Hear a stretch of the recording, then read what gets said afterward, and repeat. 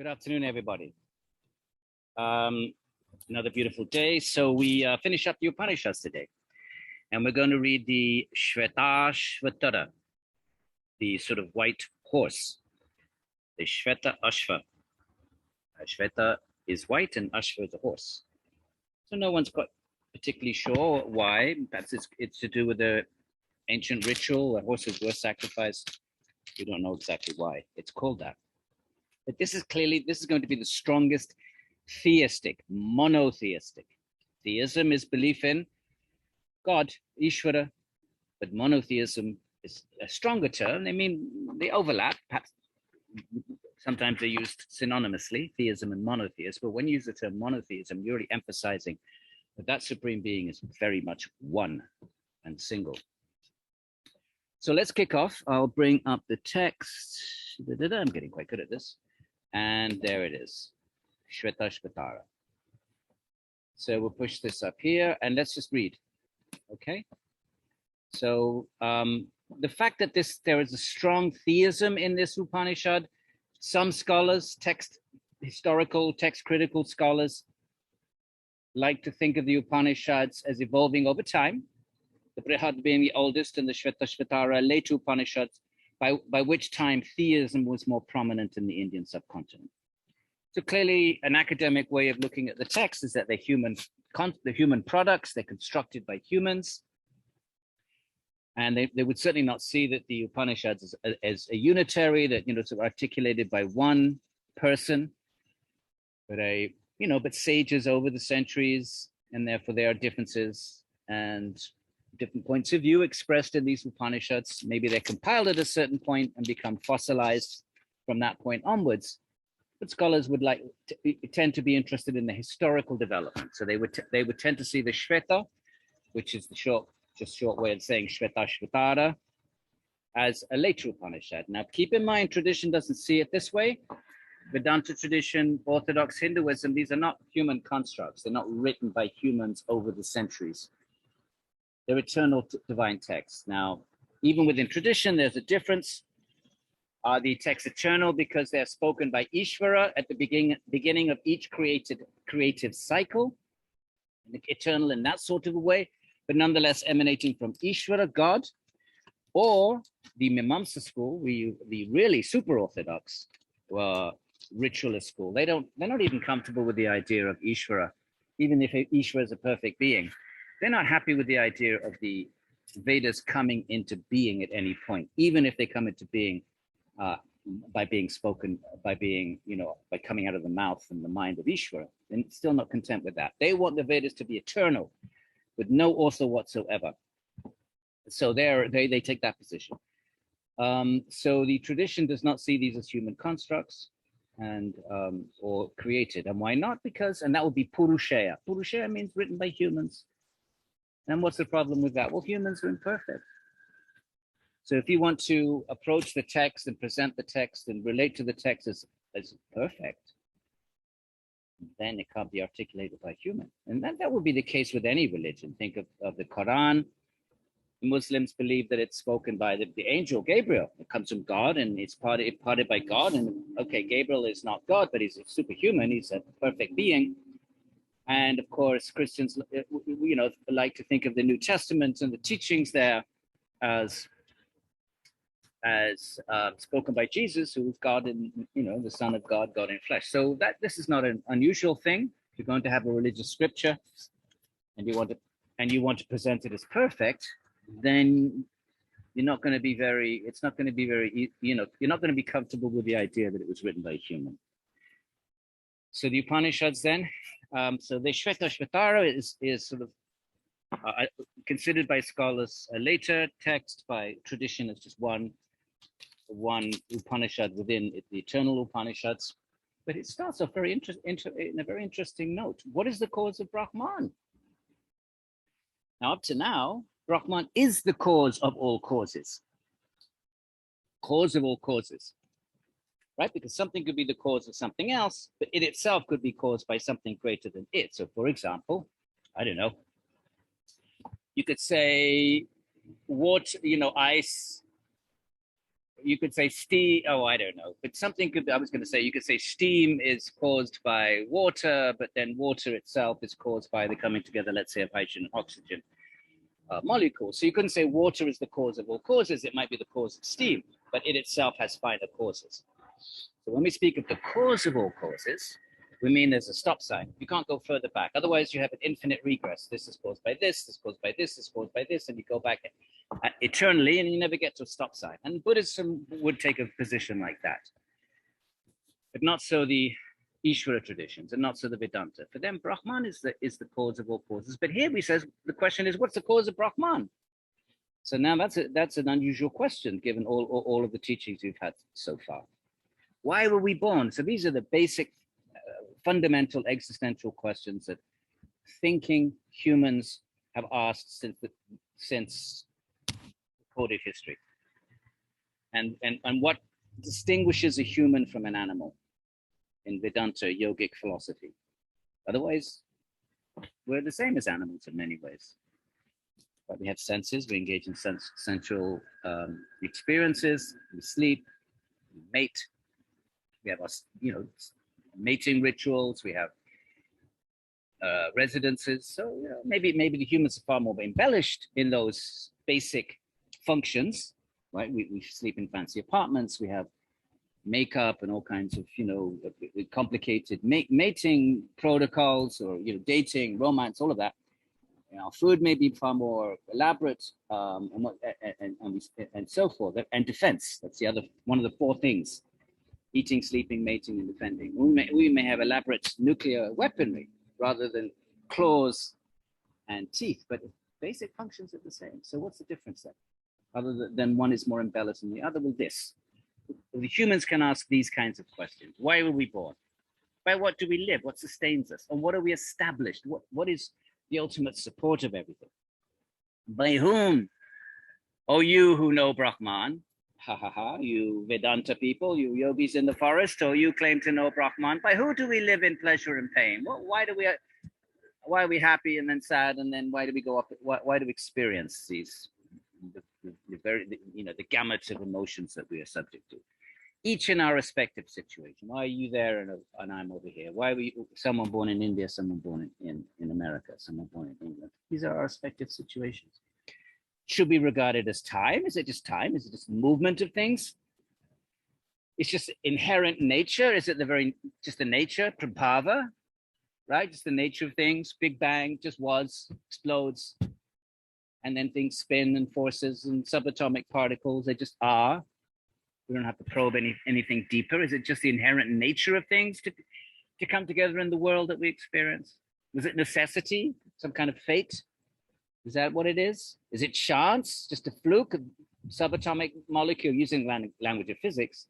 But they believed in it. They understood atoms back 2,000 years ago. Is it just the chance that the atoms come together and form objects of the world? Is it the elements? Is it the the great elements, earth, water, fire, air, ether, as the source of birth?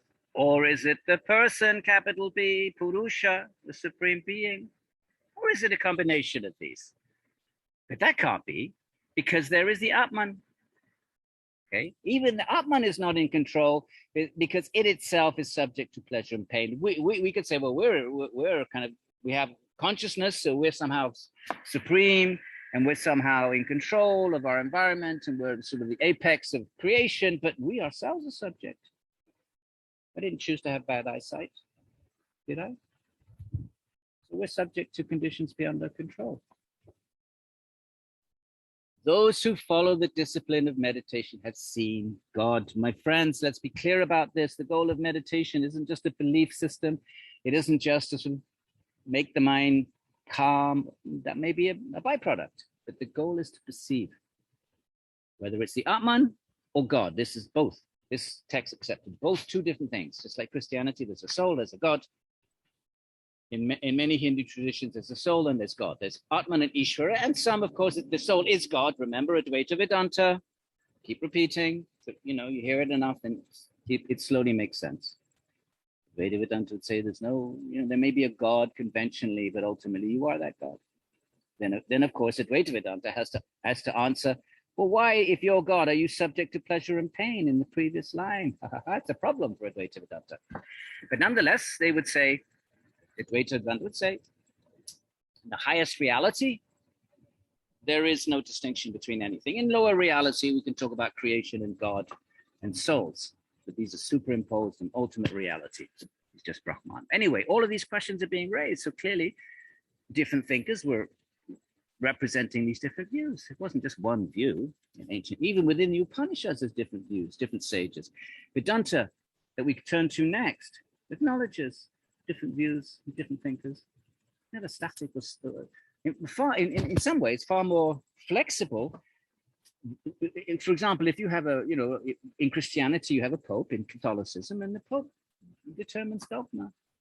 And maybe flexibility within that, but there's much more of a, one God, one Bible, one prophet, nothing wrong with that. But if you don't have that, don't have a figurehead like a pope, imagine the degree of variegatedness and variety. So I'm not saying that Christianity isn't variegated. There's many, many forms of Christianity, many, many forms that still lay claim to a relationship with the Bible and Jesus Christ.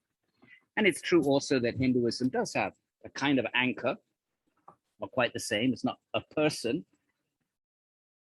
It's a body of text, which means already there's flexibility within the texts.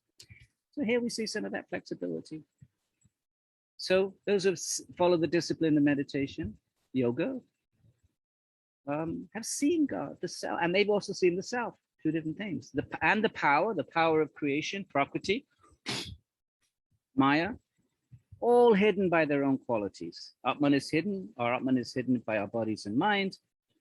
God is hidden by his powers, and the true nature of reality is hidden. Even physicists would say, well, what we see is not real. What's real is subatomic particles and gravitational, nuclear, and those kinds of forces. We're not actually seeing reality.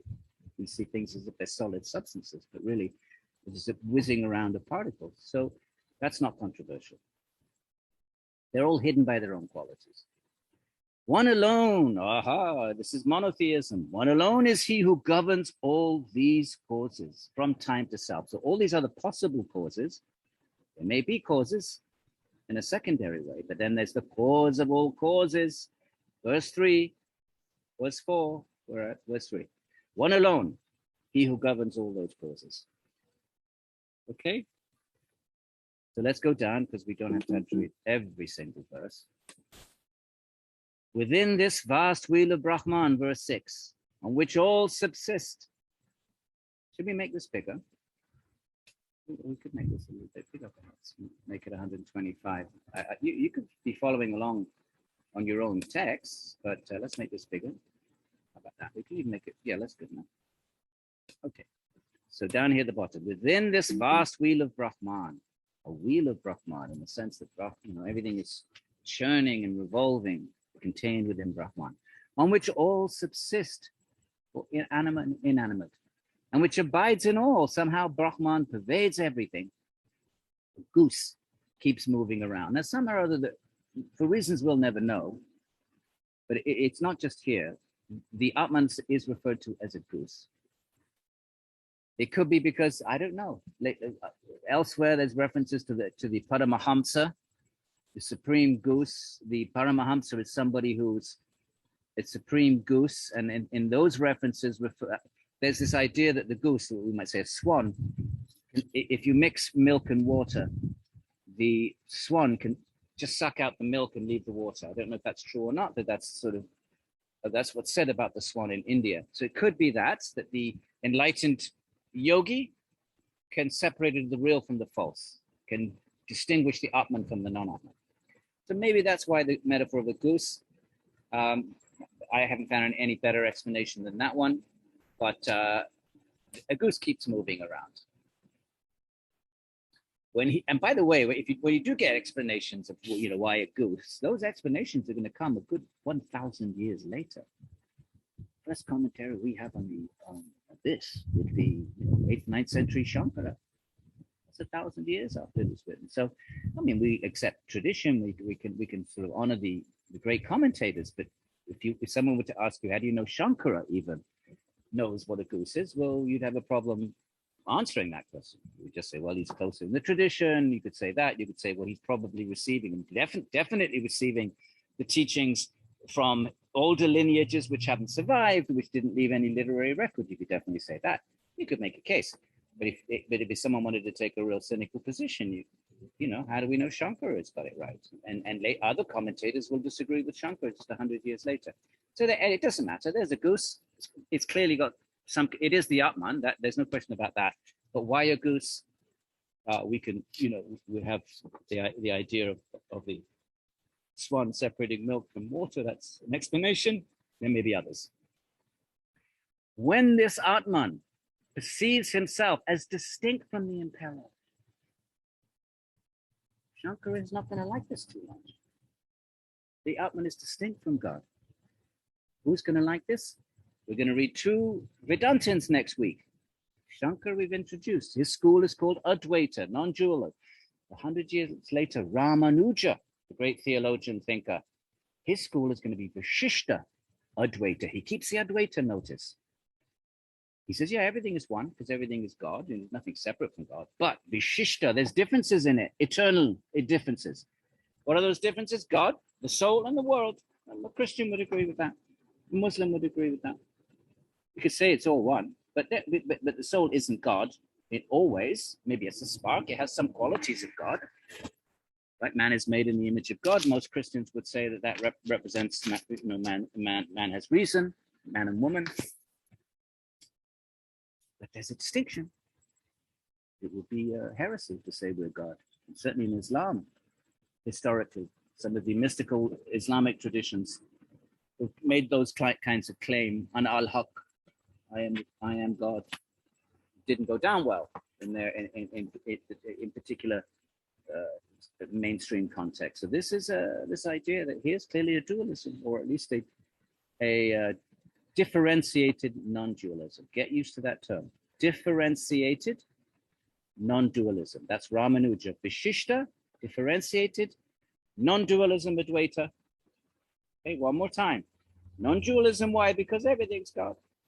But there's differences. Vishishta, differentiation between the soul and God and the world. We gave the example of the sun and the sunlight. Okay, they're one. But there's a difference at the same time. Sunlight is here on my arm. So the sun isn't. But there's a difference and a oneness.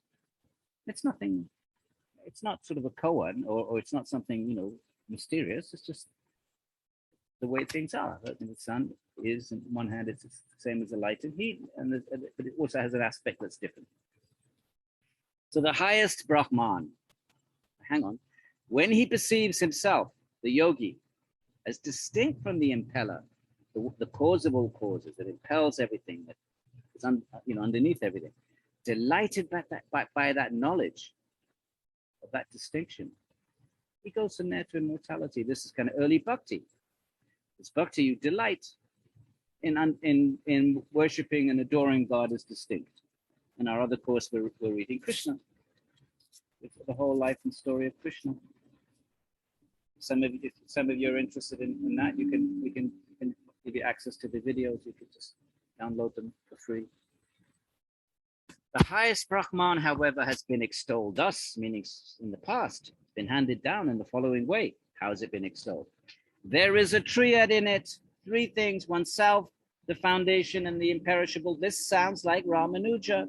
There's 3. There's God, the soul, and the world. That's a triad. Here it's phrased a little bit differently. You could take one of these as God and one of these as matter. Maybe the foundation is matter and imperishable is God and oneself. When those who know Brahman have come to know the distinction, this is a dualistic text.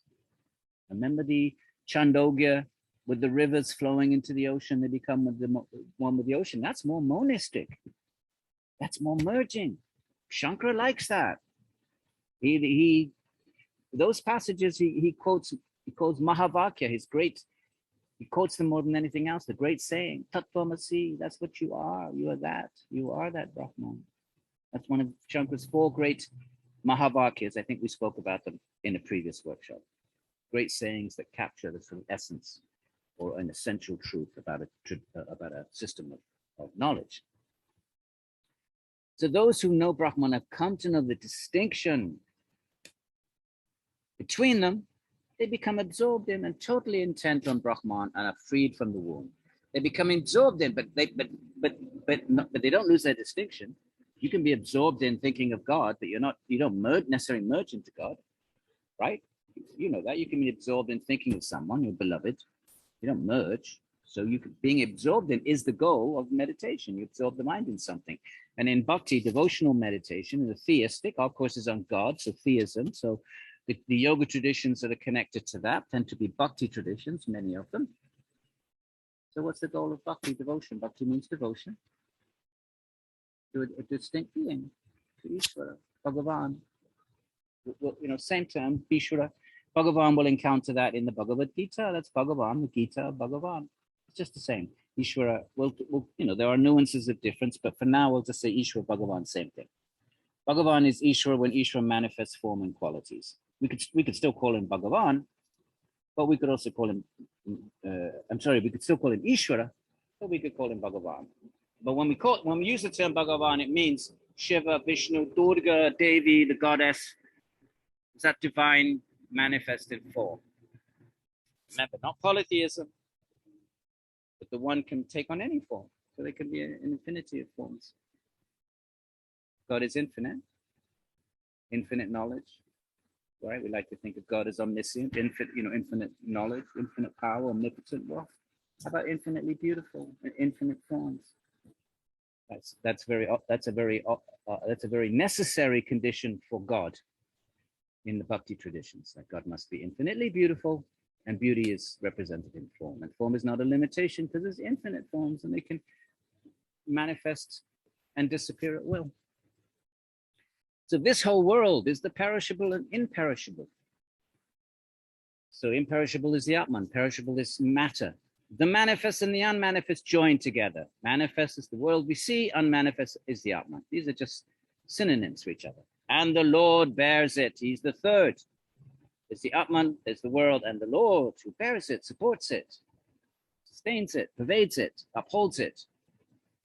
While the self Atman, who is not the Lord, not the Lord, not the Lord. This is not Advaita Vedanta. You have to work very hard. I mean, Shankara does work very hard, and he does find a way. He has to. The Upanishads are eternal truth. Shankara can't reject them. Can't say, "Oh, I'm just going to. I accept the Brihadaranyaka and the Chandogya. I reject the Shvetashvatara.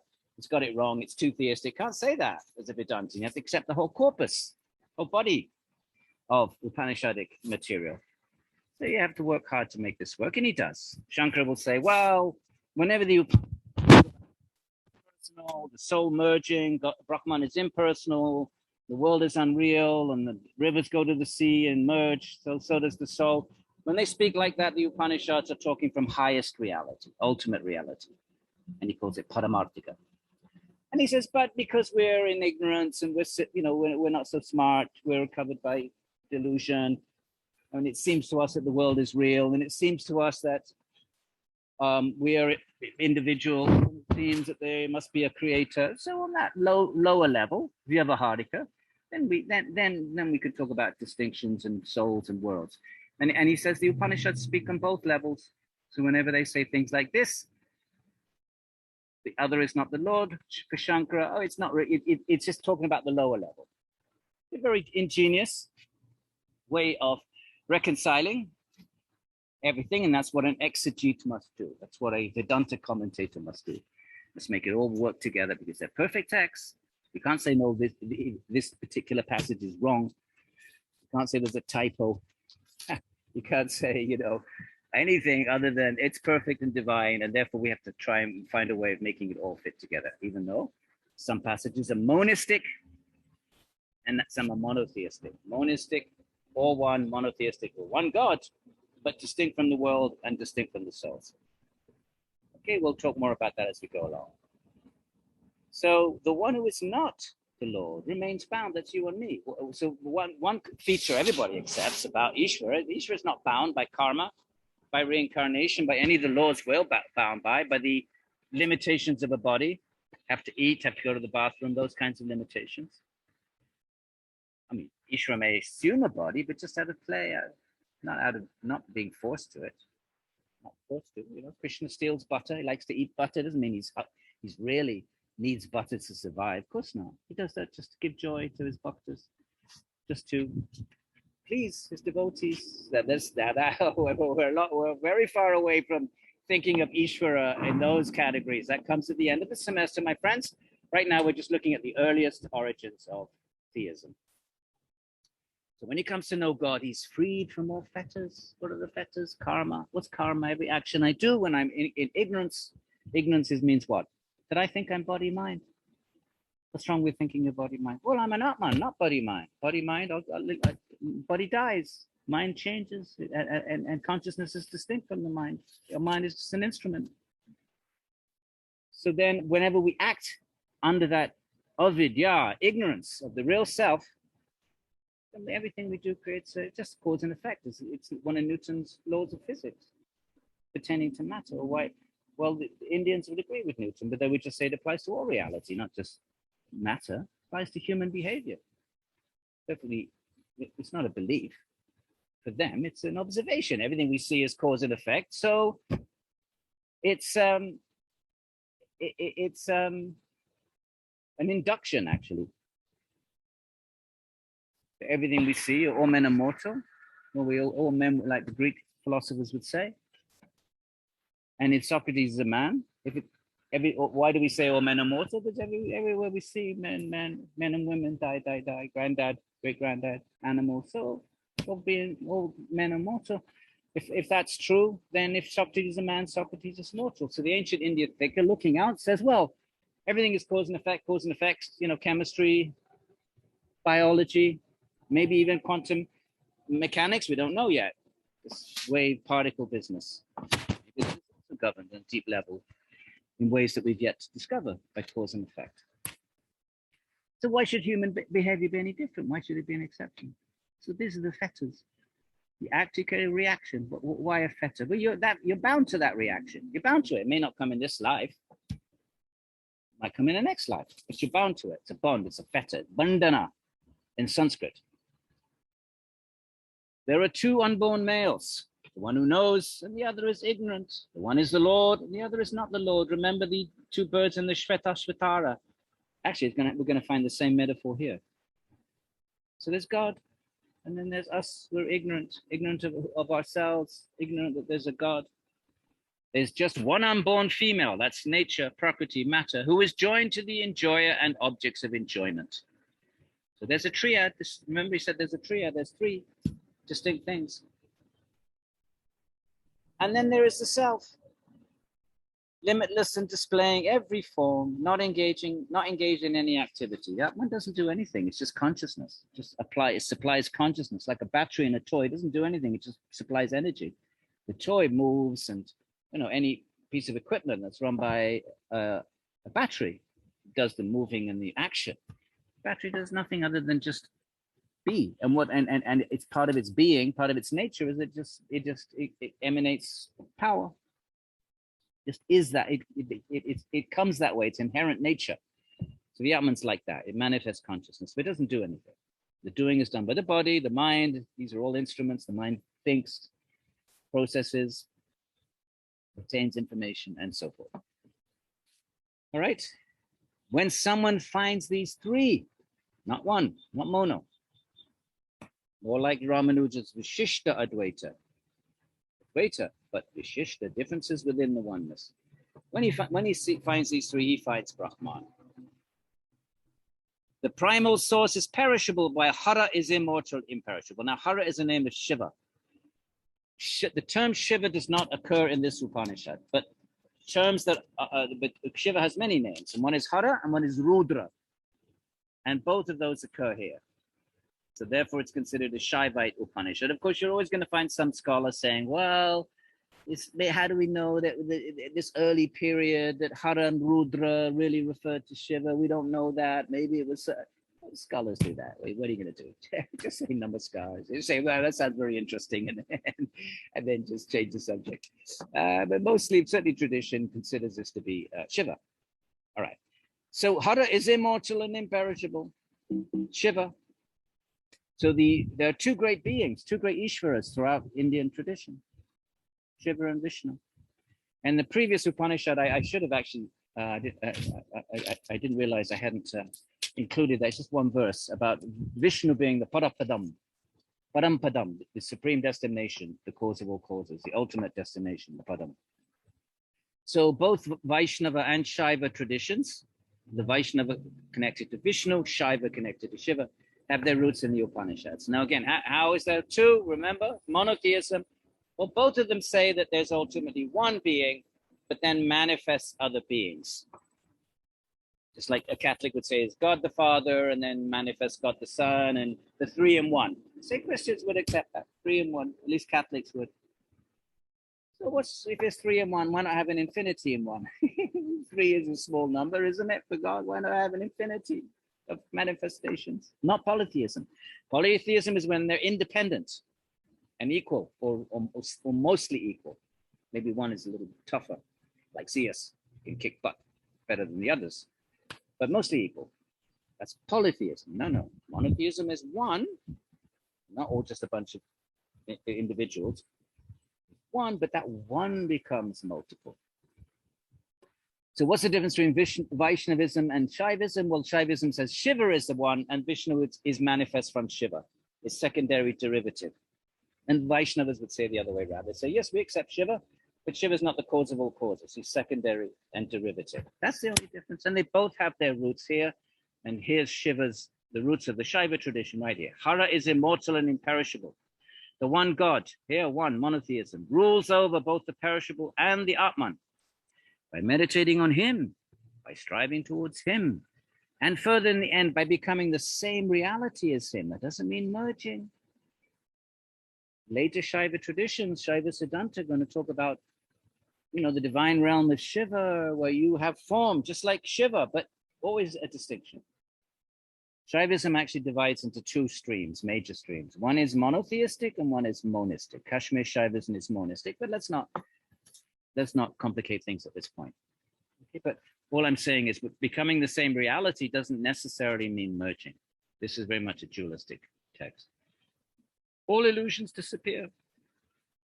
When one has known God, all the fetters, that's karma, all the karma that you have is stored, we have stored. It's not going to fit in this life. We don't know how much karma we have in our storage, in our arshaya, our storage containers. But that all gets burnt. Krishna says the fire of knowledge burns it. So when one has known, all the fetters fall off, no more karma. By the eradication of the blemishes, the ignorance, ego, I am this body and mind and I'm great, and all of this sort of thinking, birth and death come to an end. What binds us to samsara is, I think I'm body-mind, I seek happiness through my body-mind, I act in the world trying to fulfill desires, every action has a reaction, now I'm bound.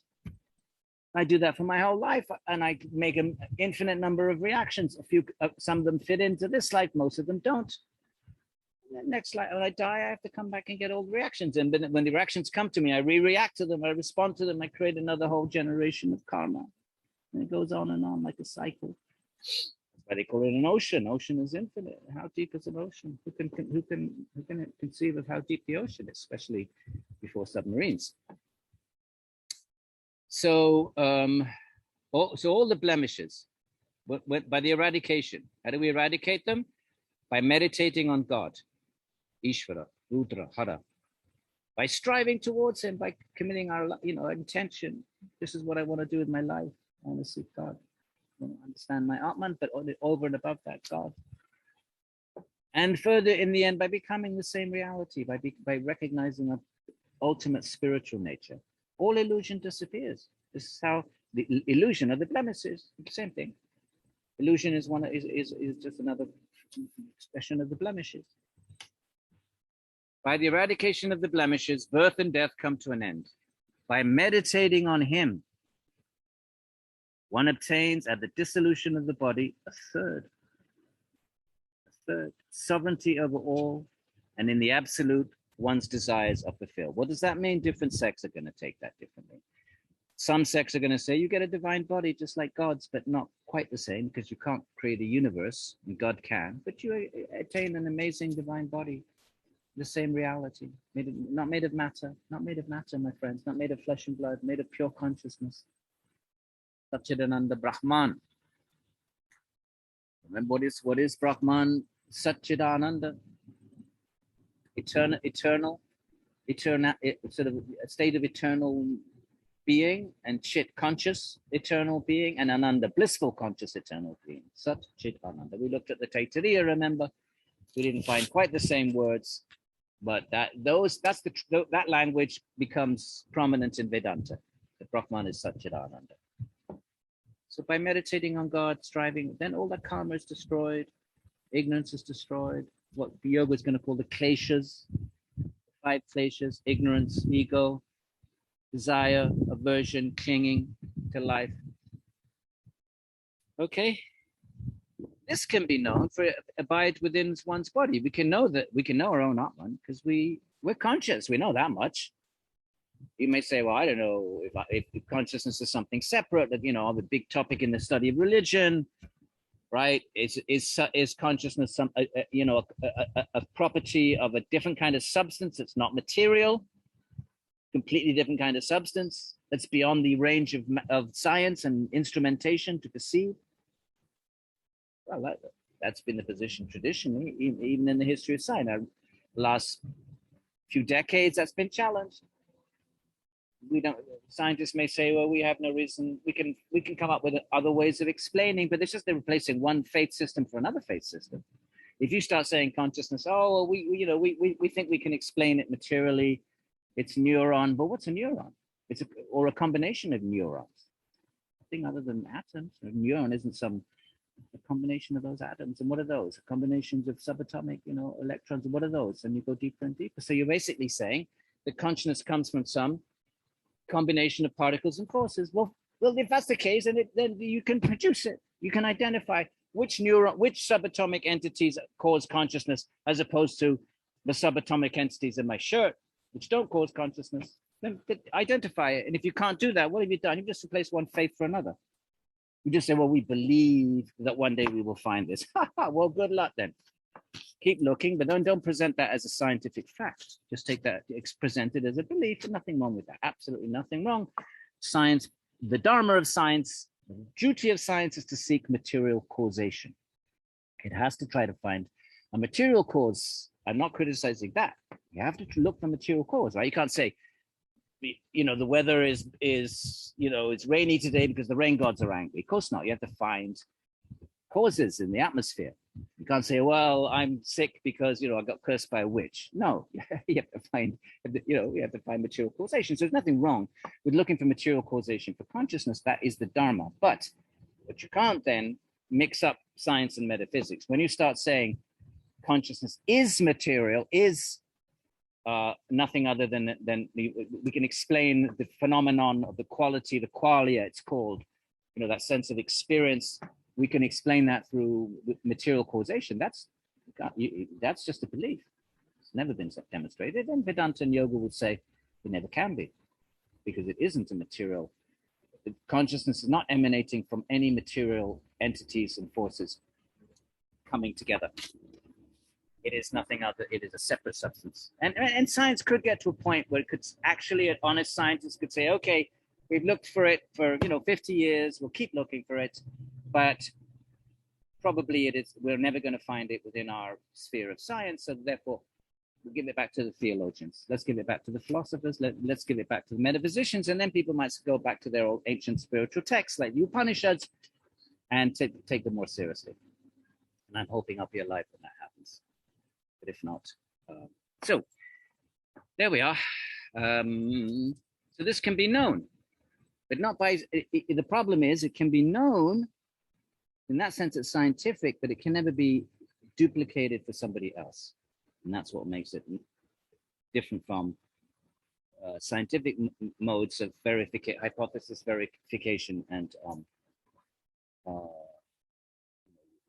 experimentation and verification, right? Hypothesis, experimentation. So those two bits in yogic is, yogic practices, hypothesis and experimentation.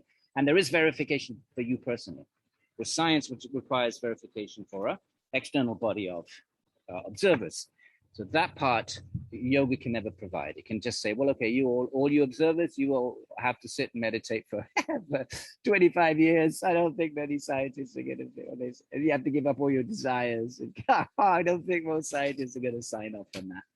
So it will always be a kind of a personal quest. But there has scientific aspects insofar as yoga will say, you can experience it. It's not just something you believe in and then you die and hope you put your money on the right belief. Not like that. Consistently, you can see God. We had it right at the top of this very page. And then you can perceive the Atman. Okay. This can be known, for it abides always within one's body. The 12, verse 12. We certainly know we're conscious. Yoga is going to say, and you can experience that consciousness as distinct from all material things. It's going to make a further claim, but the fact that we're conscious is going to deny that, right? What are you, unconscious? You'll be able to speak, and you might fall asleep in the middle of a lecture. But that doesn't mean you're unconscious. It just means that your consciousness kind of had enough and gets drowsy. But we know we're conscious. All right. So where are we? Higher than that, there is nothing to be known. It's God and the soul. What else is there to know? When the enjoyer discerns the objects of enjoyment and the impeller, so the enjoyer is the Atman. In ignorance, we are trying to enjoy the world, but we're still the enjoyer, and we discern the objects of enjoyer as matter, objects of enjoyment as matter, and the impeller. These are the three things it's been on about all along, the triad. When we know these things, that there's the world, which are really objects of the senses, objects of enjoyment, or objects of experience, we can say. That's probably a better word, because not everything is enjoyable, but everything is experienceable if it's made of matter. In some way we can experience it. Even black matter, we don't see it, but we sort of experience it by inferring it must exist as the only plausible explanation for things we do experience. So indirectly we experience it.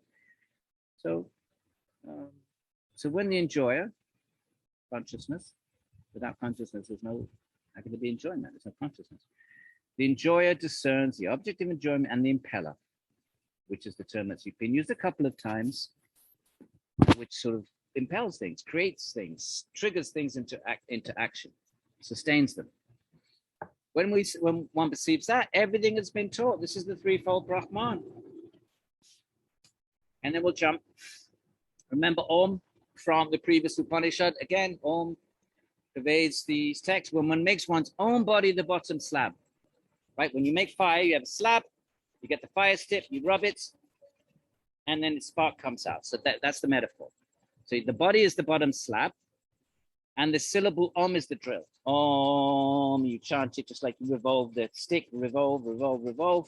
And from that, a spark is created in the metaphor by twirling it constantly through meditation, meaning repeating it. Om.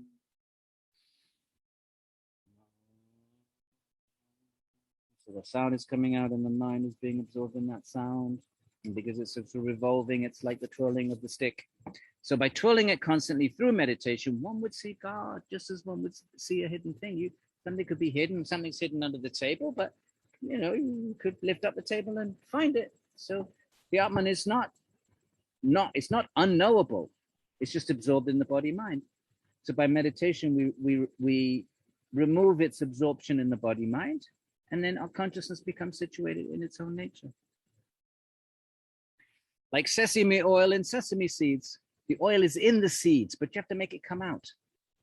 You have to crush the seeds, but the oil is actually in there. It just needs a process to bring it out. Olive oil, crush the olives. Olive oil is not floating about outside somewhere. It's in the olives. It just needs to be subject to a certain kind of treatment.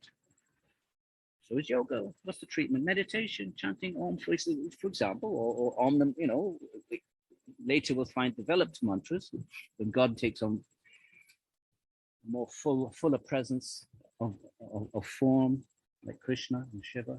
Then we might say Om Namo Shivaya. We might add Om Namo Bhagavate Vasudevaya. But like oil in sesame seeds, like butter in curds, it's there. It needs to be separated. Like water in the riverbed and fire in the fire drill. So when one seeks it with truth and austerity. You have to give up desires. What are desires? Desires are illusions in the mind that capture the attention of the mind. We're trying to redirect the mind to consciousness, so we don't want to direct it out into the realm of desires. Desires are desires for things out there. So they externalize consciousness. We desire something out there. Our consciousness is sucked out. So, so austerity means to control the desires. Tapas could be a big word. Tapas, T-A-P-A-S, like the Spanish tapas. One grasps that self in the body, that all-pervading self, which is contained in the body, like butter and milk. Butter pervades milk, but you have to cook the milk, and out comes the butter. I made burfi 2 days ago. It was Radharani. For those of you that know anything, Krishna's beloved is Radharani. Bhakti tradition, that's relevant to our course, because Krishna is Ishvara, is Bhagavan, so he has a consort. The fact that we have gender is because God has gender. No, he's not bound by gender, but God manifests in these different forms, male and female as well. Why not? So his consort is Radharani. Her birthday was 2 days ago, Radhastami. So in India, and especially in the Krishna traditions in sort of Vrindavan area, which is Uttar Pradesh, near Delhi, that whole area, which is the whole area is devoted to Krishna because he was born there. And so Radhastami is a huge festival 2 days ago. So everybody makes something special. So I made burfi. I made a special kind of burfi, which you won't find in India. I made raspberry burfi. So what do? You cook the milk, and it becomes thicker and thicker and thicker and thicker, and eventually you left the burfi. Add some sweetener, put something in to flavor it. I put raspberries, you can put vanilla. So like that it's saying, right? Like the curd or ghee. What does it say? Like fire. What was the metaphor? I think milk and wherever it was, it doesn't matter. So that is Brahman. Oh, like butter and milk. There it is right there. It's in there. You have to just cook it. Make it come out. We'll churn it. That is Brahman, the highest object of the teachings on the Upanishads. Look, it's making a claim. Hidden connections, or the Upanishads. He translates this. Oliver comes up with this, I'm not sure if I agree with him. Upanishad does mean come and sit down. Certainly that's how tradition takes it. He takes it as hidden connections, and he does explain in the introduction why he does that. And it's been a while since I studied that. So, but anyway, it doesn't matter. But notice what it's saying. It's saying this triad of the God, the impeller, the soul, and matter is the highest teachings, highest objects of teachings on hidden connections. What's connecting things? Well, there's consciousness, connected to unconsciousness, connected to God who sustains everything. Right, here we have our first, and this is not a course on yoga, but just out of interest, this yoga that you find in the high street. How much time do we have? Oh, we're good. We've got another halfway through. When he keeps his body straight, this is the early yoga practice, actual meditation. If you're seeking Atman and you're seeking God, how do you go about doing it? And we'll be reading the Yoga Sutras later in the semester, so let's have a little look here at earliest expression of yoga. When he keeps his body straight, all those poses, by the way, that you do on the high street in your yoga classes, they're not meant to just, they're meant to train the body so we can sit straight for meditation.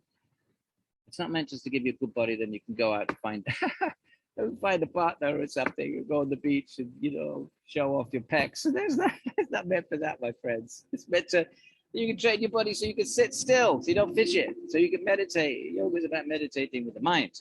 Meditating on what? These things, what we've discussed, these truths, the Atman, not just meditating on them. You're meditating to experience them, not meditating on some theory or some concept. Meditation really means fixing the mind on Om, and eventually that consciousness manifests itself, reveals its pure nature.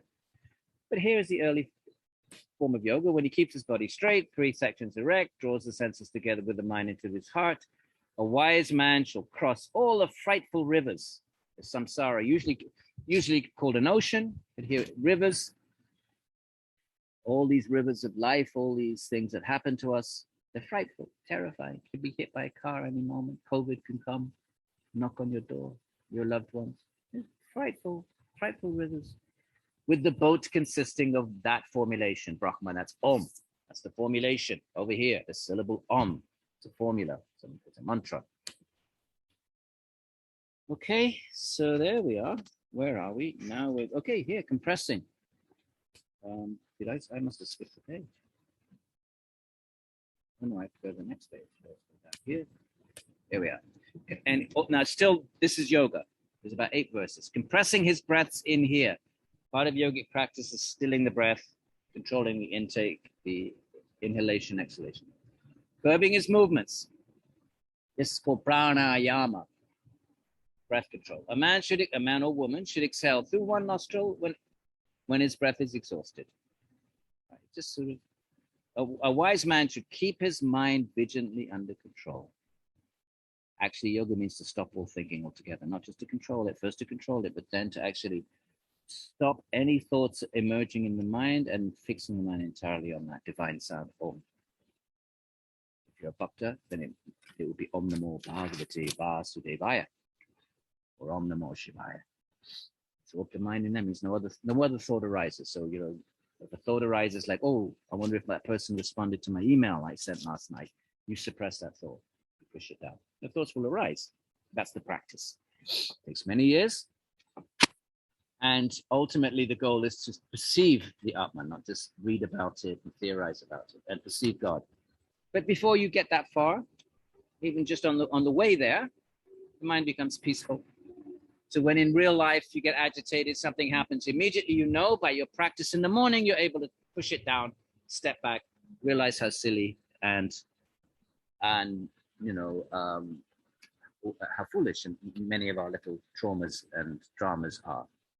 Meditation helps us to see them that way and step back from them. So anyway, and then here's the sort of place where you do yoga, level and clean, free of gravel, in noiseless running water. Remember, in the forest, you know, a nice place, pleasing to the mind, not offensive to the eye, and a cave or a nook. For, you know, for you, it might be a little corner of your room or a little room in the house.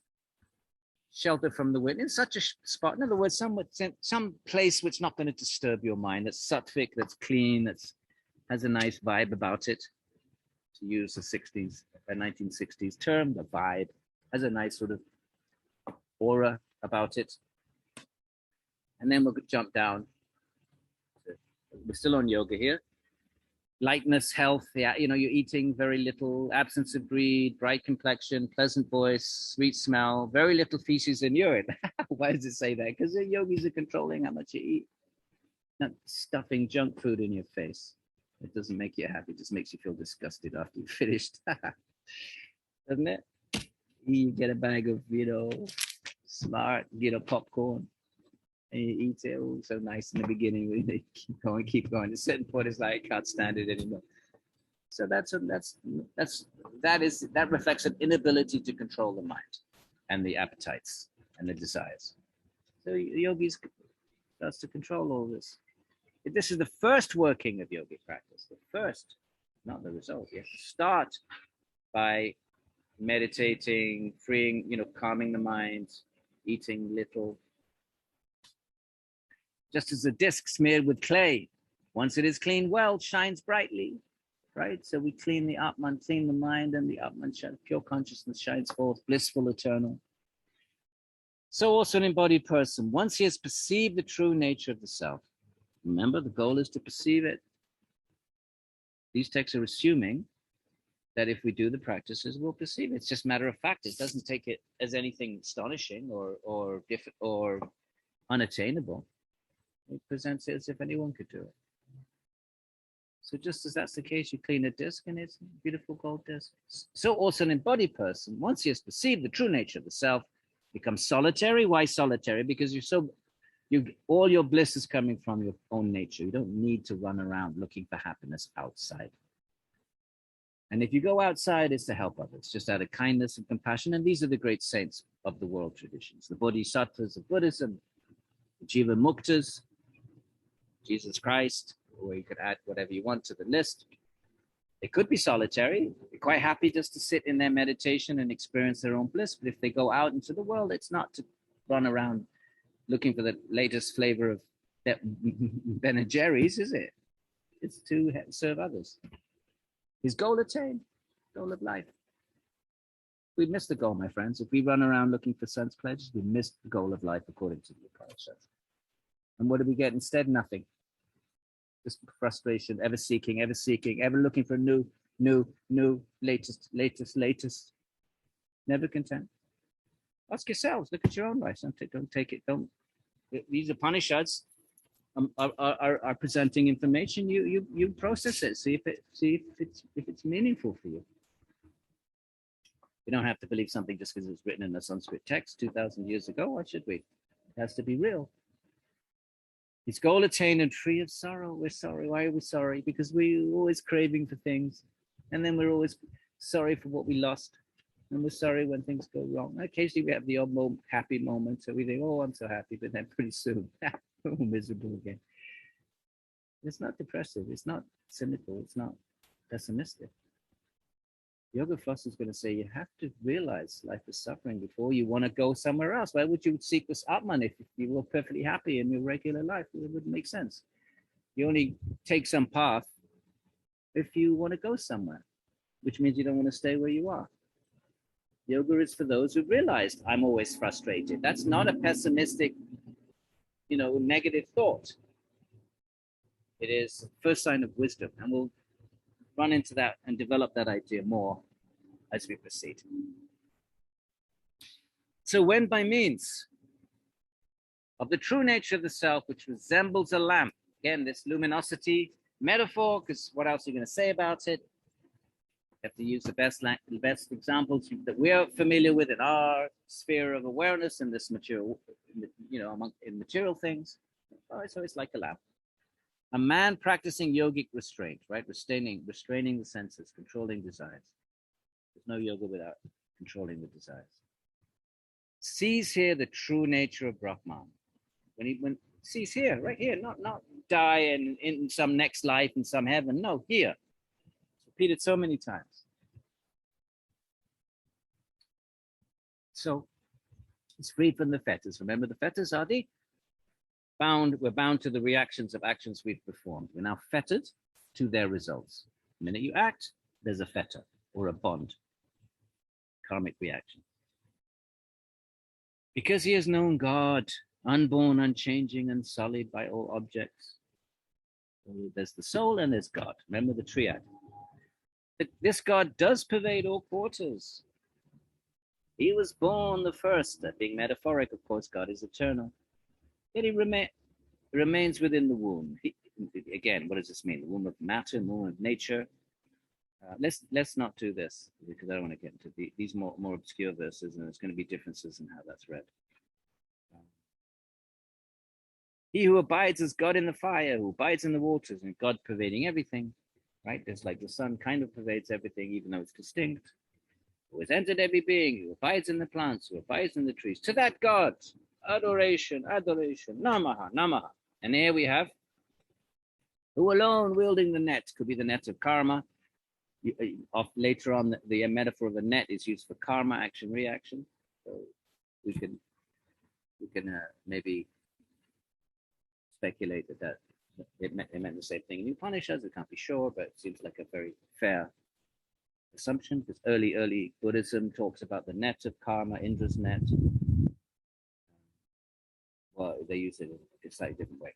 Okay, reigns by his sovereign powers, reigns over all worlds by his sovereign powers, who also alone is present at their rise and birth, right? Before the rise and birth of the universe, that one God is present.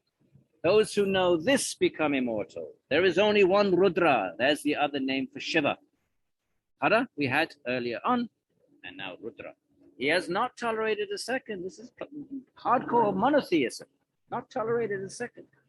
Who would reign over these worlds by his sovereign powers? Only Shiva. After drawing in all beings at the end of each creative cosmic cycle, after drawing all beings, he stands as the protector at the end of time, turning west towards men. Eyes everywhere, face everywhere, arms everywhere, feet everywhere. He forges with his two hands. He forges with the wings, and so you can read on. Who is the source and origin of the gods with the little g? He's God with a big G.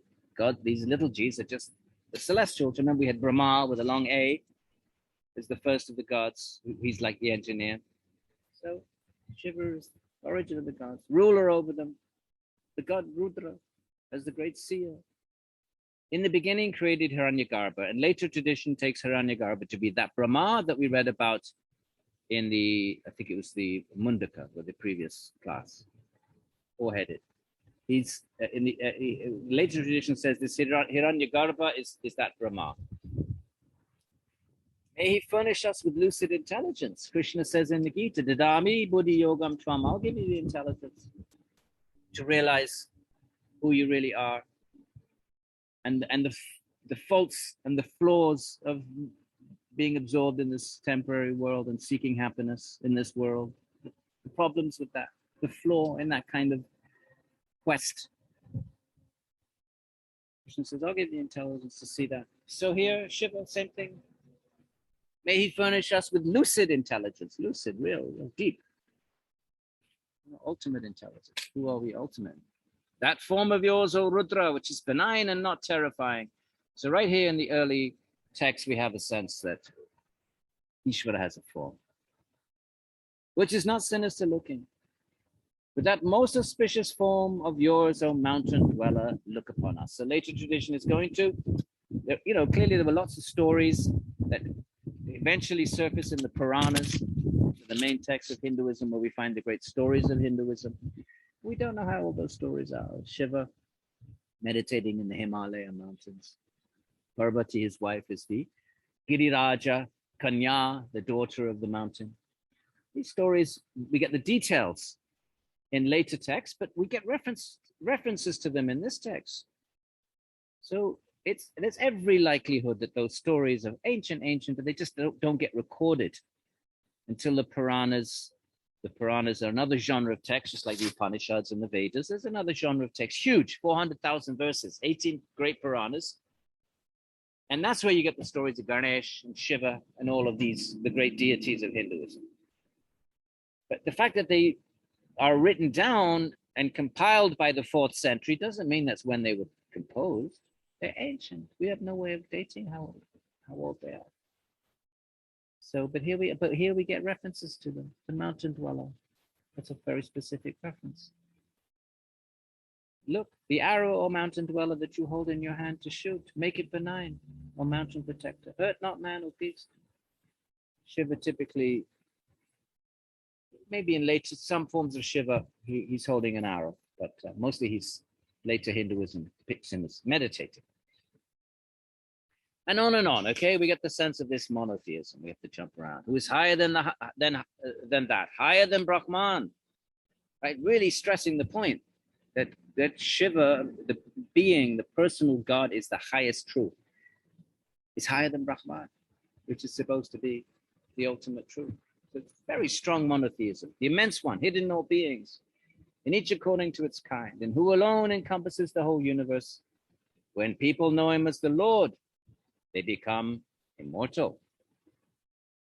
And so on it goes. You'll read this for yourselves, my friends. You have to read the whole thing. And I just want to, we've only got 15 more minutes. Let's just scroll down and hit a couple of verses on the way towards the end. So we go down to 15. All right, here we are. The person has 1,000 heads, 1,000 eyes, and 1,000 feet. Later that becomes that's actually a hymn from the ancient Rig Veda. Sahasrashir Shah Purushaha Sahasraksha Sahasrapat Sabhumin Vishvato Vitva. It's chanted at ritual occasions. Purusha Shukla. I memorized the whole thing once. So it's 1,000 heads. Sahasrashir Shah Purushaha. The person has 1,000 heads. I've just said that in a chant, in the Sanskrit, in that chant. 1,000 eyes, 1,000 feet. This is being metaphoric, of course. The whole world is just, in other words, he's just infinite everywhere. The whole world is just the person, whatever there was and whatever there will be. And that doesn't mean there can't be actual forms with 1,000 heads. I mean, look at Krishna's form on the battlefield. Displays his form with infinite heads. So something doesn't need to be metaphoric. I mean, I can't say this is metaphoric. there are forms of Bhagavan. Bhagavan can manifest any form, and can manifest a form with 1,000 heads and 1,000 eyes. And Gita gives us an example of what that looks like. The whole world is just a person. Remember, Purusha. Whatever there was, whatever there will be. Even over immortality he rules, over the liberated, free, liberated Atmans. When he rises above the world through food, I don't know what, whatever that means. Okay, and on, with hands and feet everywhere, and so on. So let's keep going. And over here we have the same two birds who are companions and friends nestled on the same tree. We had that in the previous Upanishad. So sometimes the same motifs are repeated from in one Upanishad, sort of borrowed or taken from another. One of them eats a tasty fig, the other looks exactly the same. You can compare this to what we read the other day. I think it was 2 months ago.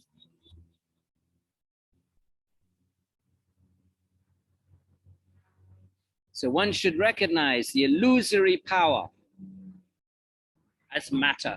We're trapped in matter, and what is the illusory power? We think we are these bodies. We think we're male, female, black, white, Hindu, Christian, Indian, American. The illusion. Atman is none of those things. Be a Hindu in this life. Maybe you were Sergeant Major in the British Army in the past life. Maybe Sergeant Major in the British Colonial Army in the past life is a Brahmin in a big temple in India this life. We don't know that. So there's illusion. We think we're these bodies, we're not. In whom this whole world comes together and dissolves, right? Just everything, the creation emanates out, and then it comes back into, it somehow is absorbed back into Ishvara. So, all right. So here we go. So who is the source and origin? Okay, it's repetitive. It doesn't matter. Helps us internalize it better. Who is the source and origin of the gods? And the ruler over them all. That's the god Rudra. That's the great seer. Looked on as Hiranyagarbha was being born. You've seen the pictures of Brahma on the lotus. Some of you have seen this. The lotus growing out of the navel of Vishnu. Brahma is sitting on the lotus. So Vishnu's looking on. Ishvara is looking on. It's Shiva, but Shiva and Vishnu are one, just different forms of the same one. Who is the supreme lord of the gods, the little gods, the celestials, right? On whom the worlds rest, who rules over the bipeds and the quadrupeds here. To what god shall we offer oblations? Who else are we going to offer oblations to? It is he who protects the world at the right time, the Lord of the universe hidden in all things.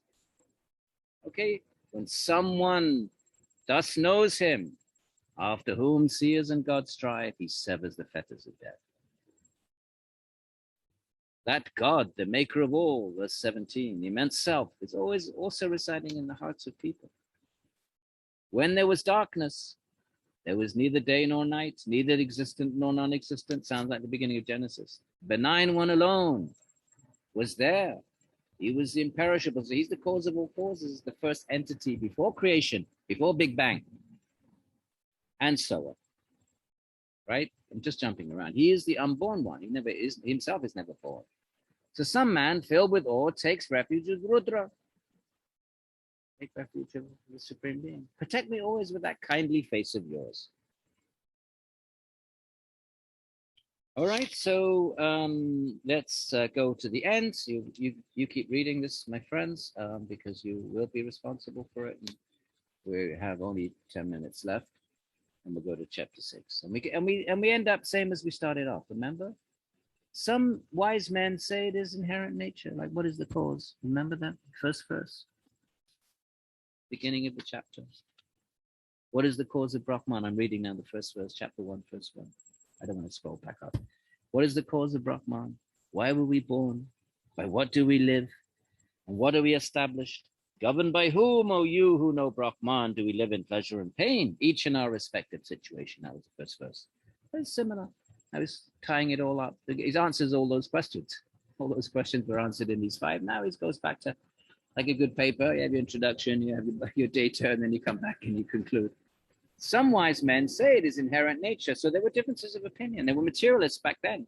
did not believe in God.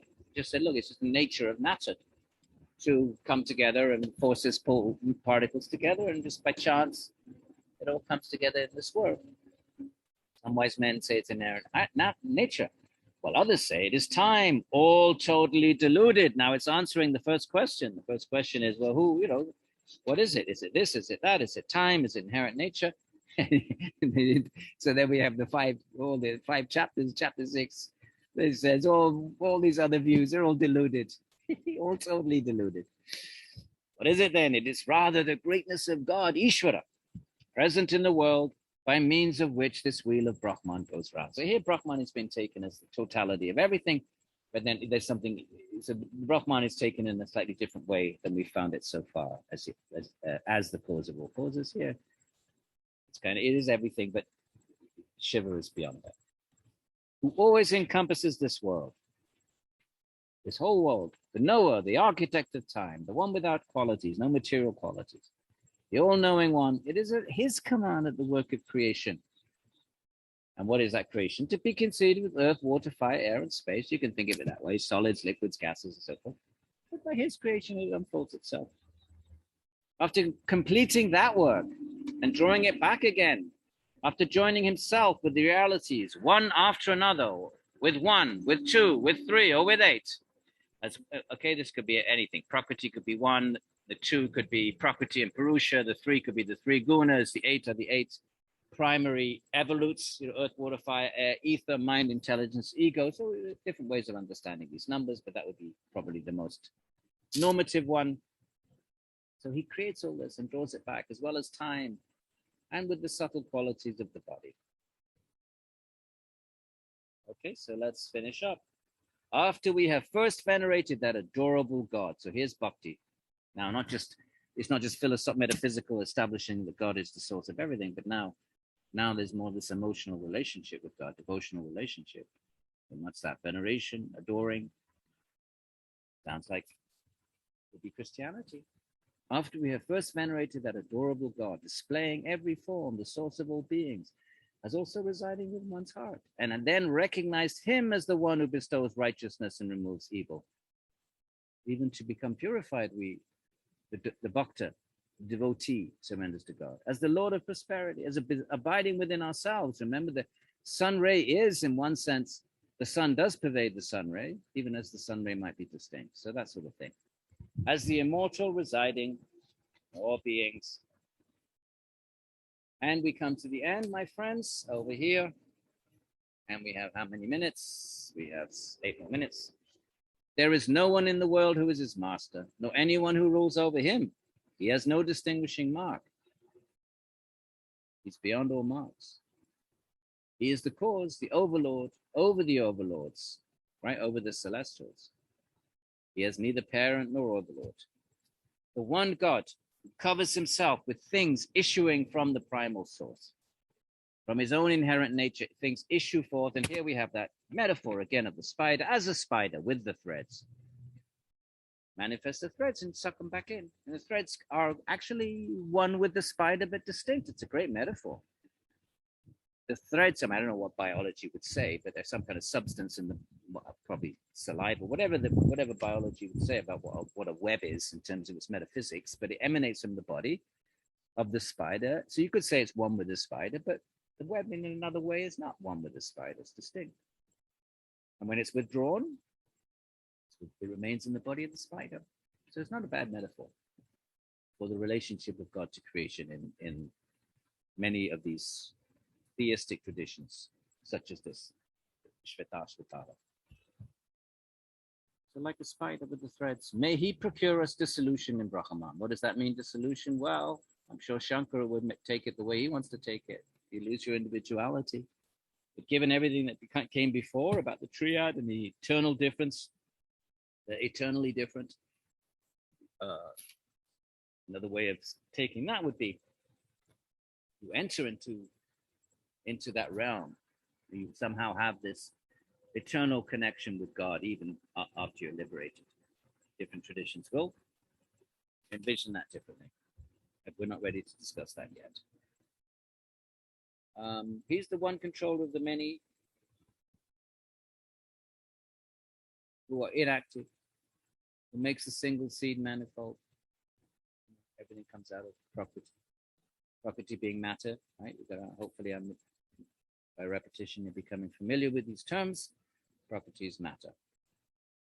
When a man knows that cause, which is to be comprehended through the application of Sāṃkhya. Sāṃkhya is a metaphysical school in ancient India. We will be reading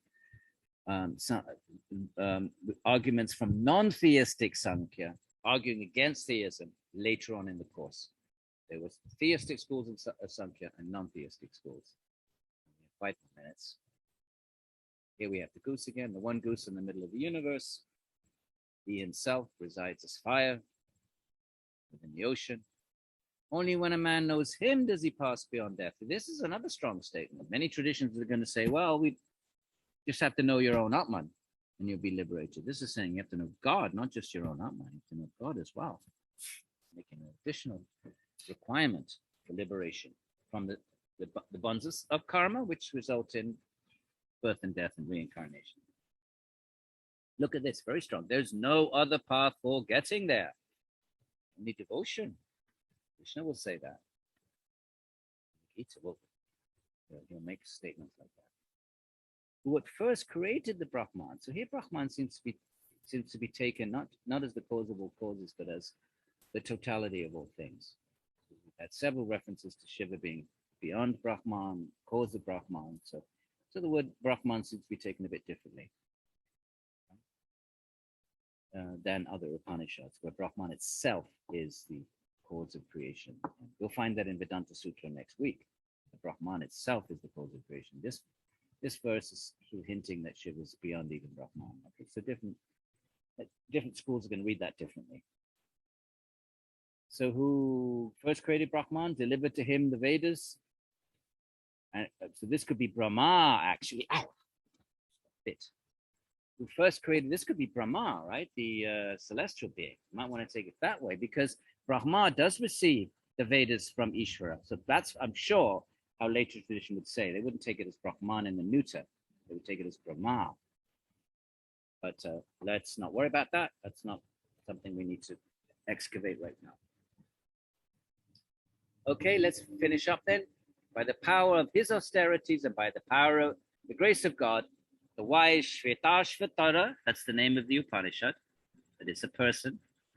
So by the power of his Shvetashvatara, by the power of his austerities, and by the grace of God, not just by his austerities. Down back here it says, look back here, let's go back down. Only when a man knows him does he pass beyond death. There's no other path to getting there, no other way. By the power of his austerities, by the grace of God, the wise Shvetashvatara first came to know Brahman, and then proclaimed it to those who passed beyond their order of life. So he knew it himself, but he didn't just sit in a cave, he went out and shared it with others. So he's a Jivan Mukta, he's a great, compassionate being. So he passed it on as the highest means of purification that brings delight to the company of seers. He shared it with others. The supreme secret was proclaimed during a former age in the Vedanta, and we move into the Vedanta next week. So Vedanta is a synonym for Upanishads. The Upanishads themselves call themselves Vedanta, but they don't use the term very often, but they do. Here's an example. Look at this. One should never disclose it to a person who is not of a tranquil disposition, or who is not one's son or pupil. I might get in trouble. Do you all have tranquil dispositions? Make sure you do, otherwise I'm going to get. I'm forbidden to impart it. The teacher's forbidden to impart it to one who is not of a tranquil disposition. So don't get me in trouble, my friends. Only in a man, one more minute, who has the deepest love for God, and that's pure bhakti. Now we're talking about love. Last line, love. Remember, concluding statements carry the most weight. Now we're in the realm of bhakti that we'll encounter maybe again in the Gita. Not just that there is a God and God is distinct, but now how do you actually relate to God with love? We'll save that for later in the course. So only a man who has the deepest love for God, who shows the same love towards his teacher as towards God. I don't mind that one. That's a nice one. You will have to love your teacher. The guru, well, you see the role of the guru in Indian tradition, very prominent. Here we get a sense of it. The same love towards his teacher, towards God. Only by this love, Do these points declared by the Noble One shine forth? We may read them, but they're not going to shine forth. They're not going to actually reveal their wisdom unless we have love for God and love for the teacher. So that is it, my friends. That's the Shvetashvatara that brings the Upanishadic portion of our course to an end. And I hope you enjoyed that. And I hope you were inspired to take up your own study, continue the study of these wonderful texts. And we move on to Vedanta next week. So let's see how you do with that. A little bit more.